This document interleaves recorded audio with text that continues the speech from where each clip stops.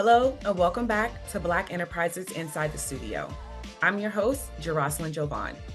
Today, we're going inside Jussie Smollett's new film, The Lost Holiday, starring Vivica A. The film follows Cassandra Marshall, a grieving mother who arrives in Los Angeles to plan her estranged son's funeral, only to find out the arrangements are already being handled by her son's husband. The layered film explores themes of family dynamics, fatherhood, adoption, grief, and so much more, while celebrating LGBTQ+ representation and the importance of acceptance. So join me as we dig into this layered film and find out why we all need to watch it, as we hear from the cast and crew, Jussie Smollett, Vivica A. and Mona Scott-Young. The Lost Holiday, just the synopsis alone, it seems really, really layered. But Jussie, just tell us first about the synopsis. I don't want to tell it. I would rather hear it from you and what Sure. inspired the project. Sure. The Lost Holiday is about a woman named Cassandra Marshall, played by the great Vivica A. And she loses her son, her strange son, right before the U.S. holiday season starts. And she runs to Los Angeles to handle his arrangements, but she sees that they're already being handled by her son's husband, who she knew nothing about. And I played the husband, Jason Holiday. So, she really learns more about her son through his death than she knew about him when he was living. And he has an adopted daughter and a husband and a whole family that he's built outside of her. And it's a pretty special piece. What inspired me is certainly my mother. My mother is a Black woman who married into a non-Black family in the 70s and raised us in the 80s and the 90s, and it wasn't always easy for her to navigate that.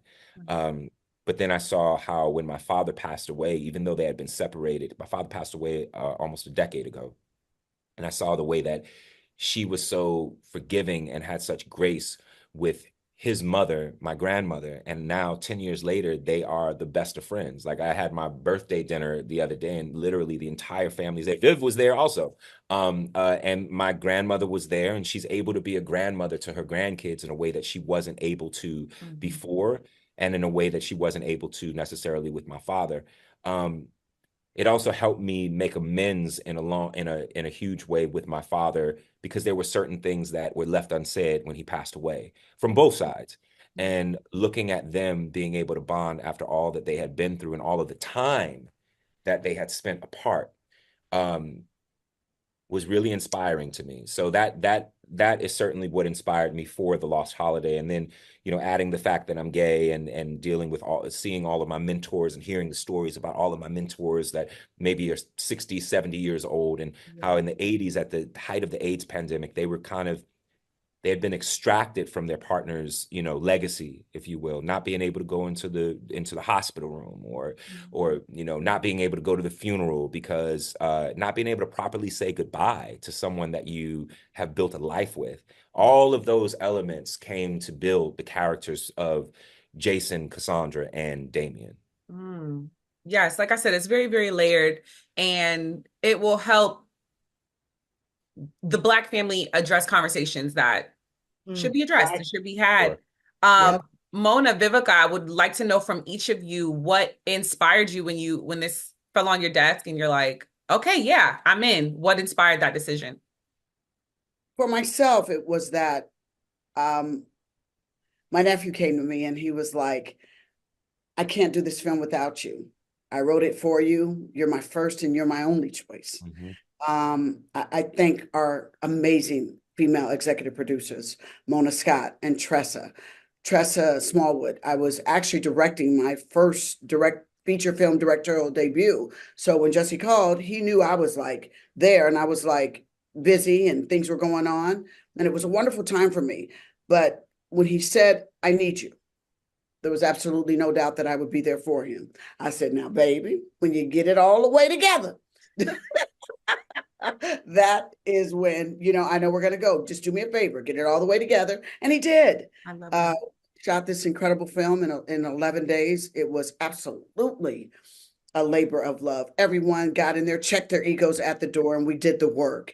And I'm so proud of the project that we are delivering to you guys. But it is a complete collaborative effort. When I say that, Absolutely. from leadership started at the top for him, with females having his back, Listen, this girl Vivica, with him choosing the executive producers, and we delivered. I think that's the thing that I'm the most proudest of. Yes. Mona.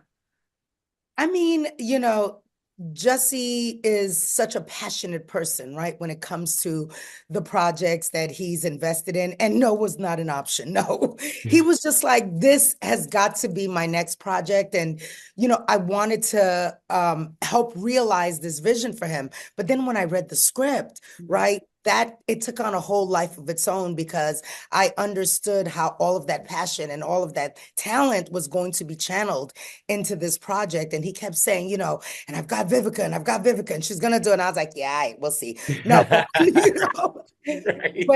when it was like, oh my God, he does have Vivica. And then, understanding her passion for the project, it just became this real kind of family affair with the way we approach, like rolling up our sleeves and doing what it took to bring this project to life. And the culture that was created, like Vivica said, from the top down, right? With Jussie and infusing his passion throughout the crew and the rest of the cast. And, Tressa Smallwood and I had done, like her and Vivica worked together before. And I was like, who could I bring into this mix that I trust and that is going to take care of Jussie's vision in the way that I felt, personal responsibility to? And we called Tressa and she was like, I'm in, I'm already working with Vivica. I love her. And so this movie is about family, but it was created by and produced by and delivered by us, by us. Yes. Yeah. I No, love that's that. that's the truth though, is because they stepped up in a way. I firmly believe that it's better to say thank you too much than to not say it enough. And the way that they step up is there are no words, and it's just further proof that every step of my life, before anybody knew who I was, before anybody knew my name, Black women have been the ones that have guided me and have loved on me when the rest of the world was making me feel like I was completely unlovable. And it started with Mona, because Mona stepped in B-Boy Blues, my very first film, and she wasn't involved when we were making it. Something that I self-financed through my company, with my partner, Tom Wilson, my business partner, Tom Wilson. And Mona stepped in and she walked the film directly into BET and got it onto BET Plus. And that was a moment where, like, I was inside. Y'all know about inside because of COVID. Well, I was inside a good year before COVID. So these women that would call me, and Mona would call me and be like, go outside, come to this event. And I'm just like, nobody wants to see me. Like, I don't want to go out. Like, I feel weird. Like, I don't feel cute. I feel bad. And she's like, put on your pants, and come out, Same thing with Vivica, same thing with Tressa. Vivica would call in just randomly. She wouldn't call in when she would see something on blogs. She would call in regularly and just check on me and just make sure, hey, nephew, I'm just making sure you're okay. Just telling, or just shoot a text. It's as simple as that. Like, hey, just want to let you know I love you.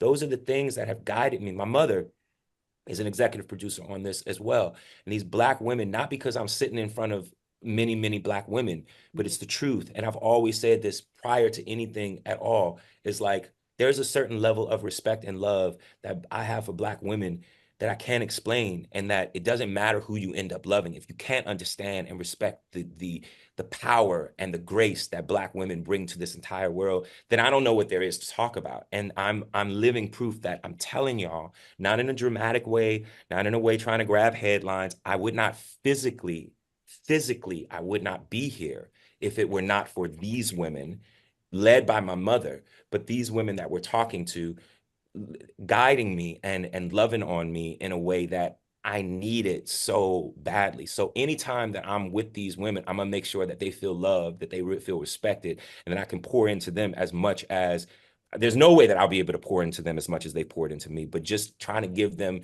a little bit of the gratitude that they deserve for all that they've been for me. I hear it. I hear it. I feel it. It was touching me. And y'all know I'm still going through my hormones as a new mom. So you got me I a feel little, you. I'm like, Charles, don't start crying, girl. Do not start crying. But I hear that love. And we talk about it. It gets touched on lightly, but I don't think it's amplified enough the power of a Black woman and just the way we really pour in to us. And I feel like we recognize it. We tend to. I tried not to. I was raised by such a powerful, beautiful Black woman that it was like that we led with our Blackness on top of that. And it was just like women are to be held up and respected in a way that I don't know that everybody understands that now. You know what I mean? And I think that sometimes the problem can be is that the world starts pouring into Black women because they know that Black women are there and are the smartest ones and will usually have the right answers, but they tend to pour into Black women as a last result. Right. You know what I mean? It's like, oh, well, the whole world is up in hell. Right. Maybe a Black woman could save us. Right. You know what I mean? And it's just like, y'all don't deserve that. Like, y'all don't deserve to be, oh, well, everybody else has failed. So let's get the human beings that we know will push us forward. That doesn't, nah. Give people their flowers now, respect people now, love on them now. So you were able to secure a major film release deal with AMC Theaters. Can you tell us a bit about that process, that journey?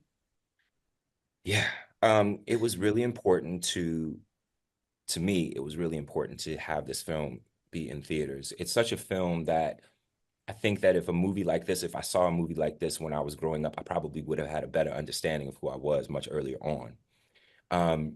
I think that it's just such a beautiful story, and I wanted people to have that movie experience. I remember when we were little, we didn't have much money, but my mom, like once a year, we'd be able to go to the movies. And I remember when we watched Garbage Pail Kids or Back to the Future 2, or, you know, even down the line when we had a little bit something more, you know, being able to go see Soul Food and seeing that story of that family that was so powerful, you know, Eve's Bayou, like these amazing films. I wanted our people to have that experience in a theater.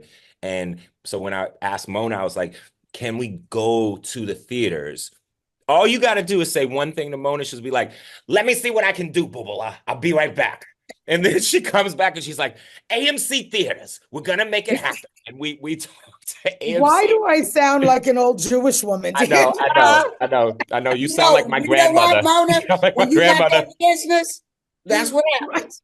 Okay, there you go. That's what happens, okay? You sound like my grandmother. You know what? It's a trip. I've been around Mona for years.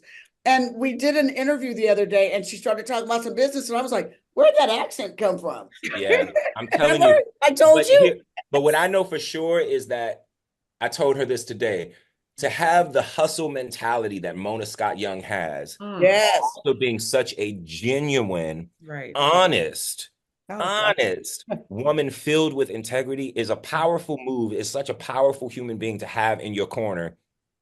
And it's true. It's true, you know, because she has the hustle mentality of a hoodlum, while having the heart of an angel. So deal with it. Yes. And it has been at it for a minute now. Yes. And just still going. So I love your hustle, Mona. I admire it. Truly. No, these guys poured their heart and soul into this project, so it's almost like passing the baton. And even though I know that Jussie and Vivica are right there, you know, as producers and executives with this project, I feel like, you know, this is where, you know, what I can bring to the table, because you guys have delivered on your craft and your art. Now, you know, let me do what I do to help us take this across the finish line. There we go. Back to that family effort. Yes. Vivica, what would you say are the central themes of The Lost Holiday? The Lost Holiday, especially for my character, Cassandra Marshall, who I play. It is a story of discovery, rejection, acceptance, love, and family. Literally in that order. The journey that my character goes through, the journey that the audience goes through. It's literally that's the journey. And to watch the audience, like last night we were here in New York, go through that with my character was just, I mean, all of us are still talking about it today. And did you hear? when they like that line and they got this thing and they got this moment, those are the movies that you want to go see. That afterwards, you're like, I might want to watch that one more time. Because we've all seen the movie. I've seen it 5 times. Mona's seen it 8. Ain't no telling how many times. I've seen it 367, 3,000 there you times. have it. And every time you watch a movie, you discover a new Yes. wonderful moment, a wonderful nuance of the film. Yeah. It just is the gift, to be honest with you, that keeps on giving. This film is going to become a classic. And I love that Jussie said to me, he said, you know why I really wanted to do this movie with you? You've made classic films that stick around. Yes. And people can see years later, and it's still wonderful. I want to make a Vivica Fox genre film. And I was like, oh, you just, really, nephew? You feel like that? But it's true though. All we wanted was to be able to have, like, I want the Lost Holiday to be able to sit next to Soul Food, Set It Off, Two Can Play That Game, Why Do Fools Fall in Love, you know, Kill Bill, the Batman, like, take your pick. You know what I'm saying? And I wanted it to be able to sit there and for her to be just as proud of this film as she is of all of those, as she should be, because her performance is, let's not even Independence Day. Independence Day. Independence Day. I forgot about Independence Day. Independence Day. Just watching that one too. You know what I mean? The way that this woman has been able to represent Black folks, represent women, represent Black women. She is a powerhouse and she deserves to be recognized as such. And if I have any part of it, humbly, everybody gonna hear what an amazingly talented, fully realized artist this woman is. And I think that when I pitched this idea to her, because she was transitioning now into being a director. She'd already been producing things. She's an executive producer on this. So her mind is, and I think that Vivica just naturally has a producer's mind because she's so specific about, like, you know, she's really good with, you know, the logistics and the this and, like, okay, that needs to be there. The lighting needs to be there. She knows her stuff. So I feel like when I pitched her this idea and she was directing, she also understood what I was dealing with as a director, as a producer, as someone trying to get something off the ground. And she knew the value that it had, that I needed Vivica A. Fox attached. Once I had her attached, I was able to go out to people and say, listen, we're making this movie and Vivica A. Fox says that she's going to do it. So what's good? Okay. How important, Jussie, how important are films like Lost Holiday for the Black and the LGBTQ plus community? I think it's very important. I think that, you know, it's important as human beings to see people that are like us. It's also important to see people that are not like us. And I've said this a lot these days, is that I think that in this nation and really in the world in general, we're in this place where we're talking at each other. We're not talking to each other. And we have so much more in common. Yeah, we have so much more in common than not. And many different narratives or different things that are pulling us and making miscommunication celebrated, making misinformation celebrated. And I think that if people were willing to just have a conversation instead of passing judgment, you know, we would be in a much better place. I also think that the Black folks, we kind of get the short end of the stick. We kind of get tattered and stamped with this idea that we're a homophobic community, when in actuality, it's actually not factual. And I am an openly gay Black man. There are intersections that I exist in that are definite, you know? And I say this because I have friends that are English and friends that are Austrian and German and Italian and all of these types of things, Spanish and you know, Asian, and, you know, they all deal with homophobia. Right. It's not just our community. Yeah. And in actuality, in our community, it's something that is a little bit more conditioned. It's not something, you don't usually necessarily see Black folks on the front line of an anti-gay march. You know, you don't usually see Black folks out there on the corner with signs that says, you know, gays will burn in hell. But at the same time, there are these microaggressions. There are these small things that are said as jokes, said as, you know, running themes in our community that actually do damage. And for that, I'm not a pastor. Vivica's not a pastor. Mona, Tressa, we're not pastors. We're not preachers. We're simply artists that are there to hold up a mirror to society who's watching it, and then y'all can make the decision. Did I say that? Did I hurt somebody like Cassandra may have said something to hurt somebody? You know what I mean? It's so funny because Cassandra has a line in the movie where she says, I'm not some country homophobe. Let's get that straight. And I remember we showed it in DC and somebody yelled out, "You a city homophobe." And, and it was so funny because we really do see, my character said something about mild homophobia. Those are those things that we have to check ourselves on, but it's never too late. I love that. Yeah, I was just going to add to that and say that the beauty of this movie is that, as Vivica said, we've had so many viewings, but then we sit and we reminisce and we talk about it. And with each conversation, there's another layer that we're able to pull back on not just the movie and the story, but the characters themselves. And one of the things that has been most gratifying is that although this is about, a same-sex couple and the, dynamic between Cassandra's character or Vivica's character and the relationship between Jason and Damien, it's really about the larger dynamic of feeling like you don't belong. Yes. And, not being able to forgive a hurt or get past something that has happened between you and a loved one. And there's the theme of reconciliation and forgiveness. And so what's happening is people are experiencing the movie. And I say that specifically because they're not watching it, right? Yeah. They're experiencing it. There is something about the vulnerability that these incredible cast of actors have brought to these characters that has given us permission to be vulnerable as we're experiencing the movie.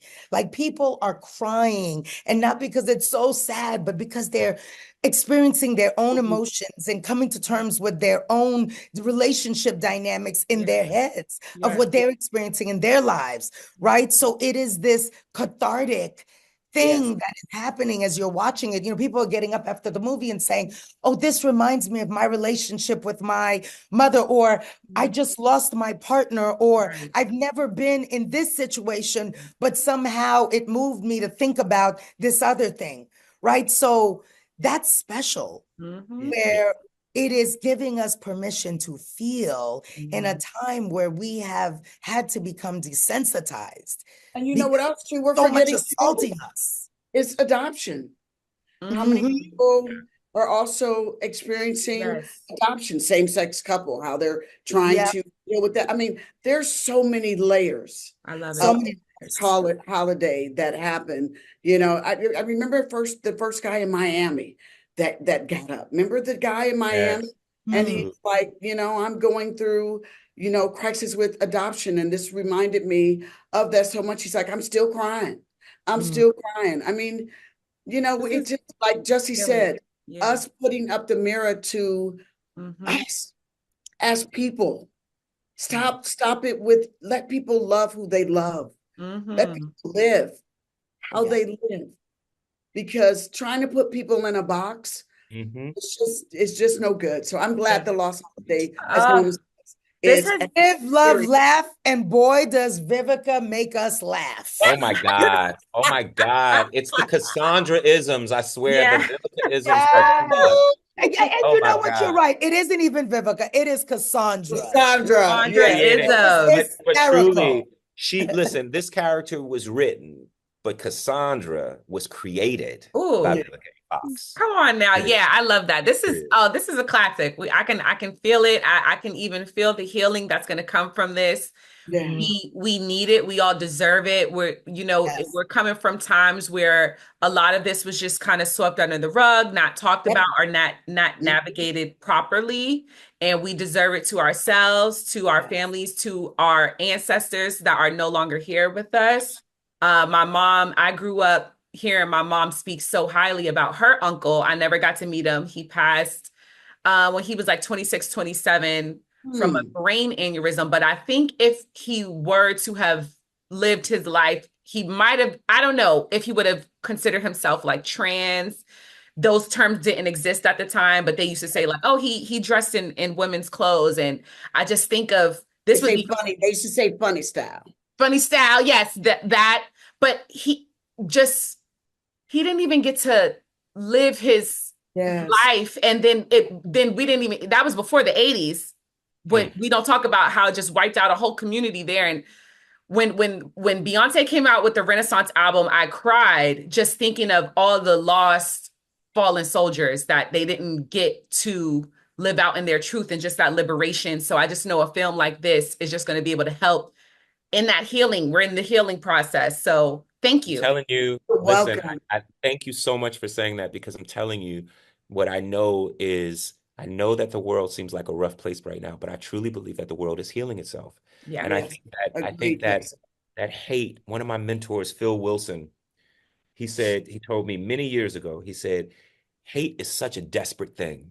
It's such a desperate thing. And hate is literally holding on by its last string. Yes. And because it's holding on by its last string, it's trying so hard to claw at all of us, to stay effective, to stay in our hearts. And if it's up to us to cut that string and let that go, we got to let that go. We are so much more powerful together.